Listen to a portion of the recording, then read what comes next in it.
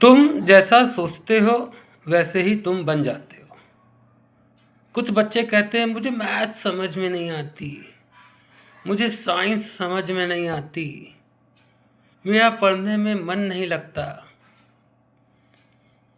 तो तुम ऐसा सोचते हो तभी तुम्हारे संग वैसा होता है।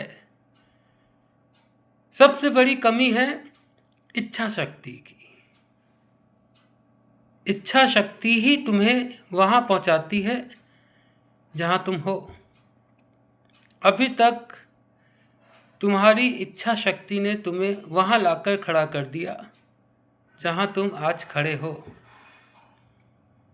अगर बहुत अच्छे हो तो वो तुम्हारी इच्छा शक्ति थी,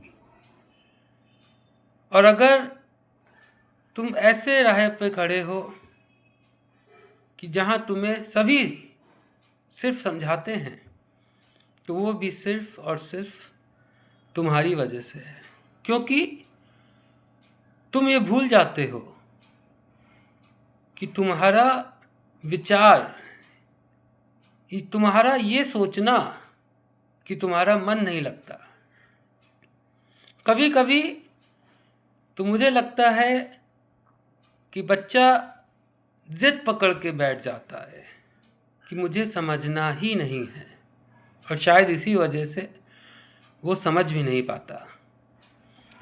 क्योंकि कहीं ना कहीं तुम्हारे अंदर एक विद्रोह उत्पन्न हो जाता है। ठीक तो कर रहा हूँ, कहाँ गलती कर रहा हूँ, मेहनत तो कर रहा हूँ।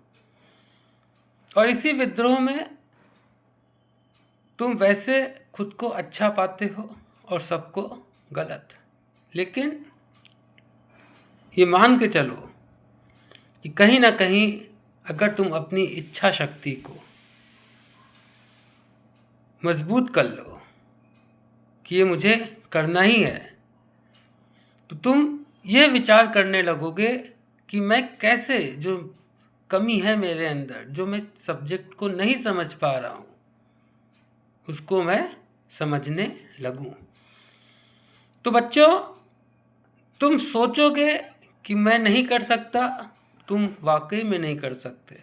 तो सोचो कि मुझे ये करना है। एक दिन में परिवर्तन नहीं आएगा, धीरे धीरे आएगा, लेकिन आएगा ज़रूर।